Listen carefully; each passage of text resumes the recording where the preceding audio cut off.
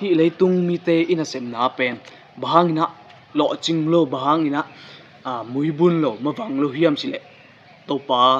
imangel khak na hi hello vekamina toba thwa china athak in homework no menge hibang hun pha ngai mani na be semin phan sang tuni mers kha ni ko tuni le somni le guk tuni jing sang ini sim kha ta zari an thulina bangyam chile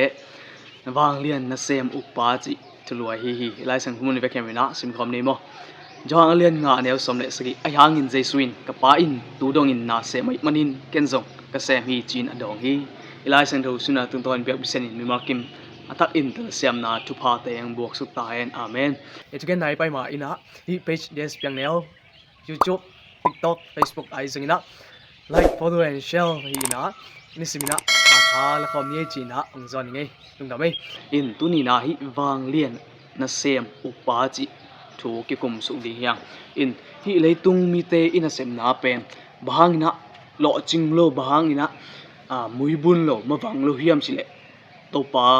imangel khak na hi topa e sem na burpi isi hi na khem bewa first parpa masak pen muna ikoi khak lo na ama itu dot masak lo na hang hi chi tuina ki phok thak sang nom hiang bang thu bang la bang za tagen rush bang za tain kino nuam hi ma ta sele chin bang za tain kin ball thu ong tung hi ma ta sele topa masak ding tuina aki phok thak sang nom hiang topa ina zekai ngei lowa manlang lo chi om ngei lo hi ama timing ama zia in ahun lap ina hong tungai manina pabisian pen eten bang isem bang bang ingai sun hi zongina pabisian imasak dingna tunina agizon omiang pabisian imasak lo na hangina ina semna te tang tung lo muibun lo mawang lo hi na te iphok pabisian imasak dingna tunina agizon omiang in vectamina etena hi leitung ngai suna lungsim to isep chaina lei ke chi lungsim ongom thai hi in ke chi hi kamal pen van tungpanina akilon hiya lucifer kamal hi ke chi na kamal azat na hangin van tungpanina kilon hiya na ki hol hiya hi tomawangina aite jong ke chi ale pen satan nung zuiding iswak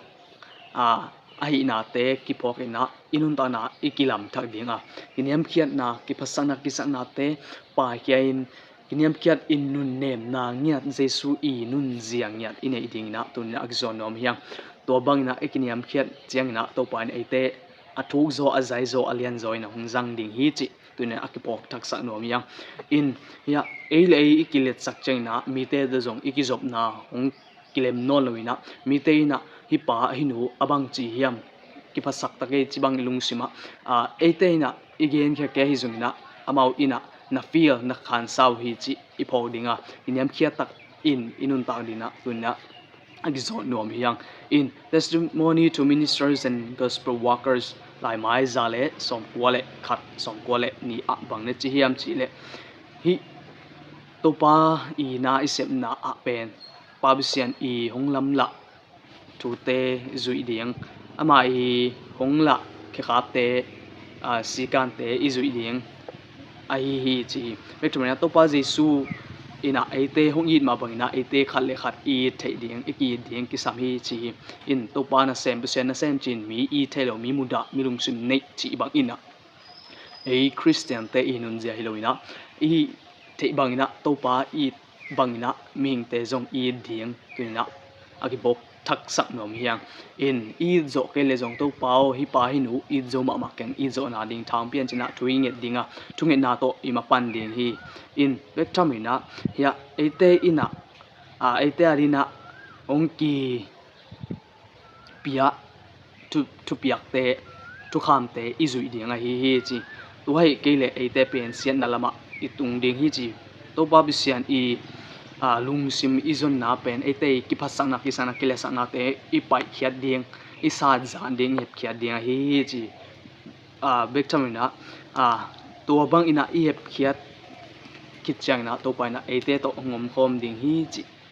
ai in toiman na tu ni na bang lian na sem ukpa ai to pa pisian in tu ni dong amai khana sem na se mai min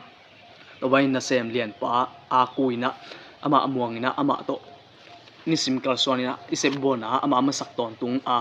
khana sem na kamang nampitak na din agzang mimal tambitak to pai tu hang sunga tunding ina mimal kim biak bisen attack in chubang bang suk ta hen amen.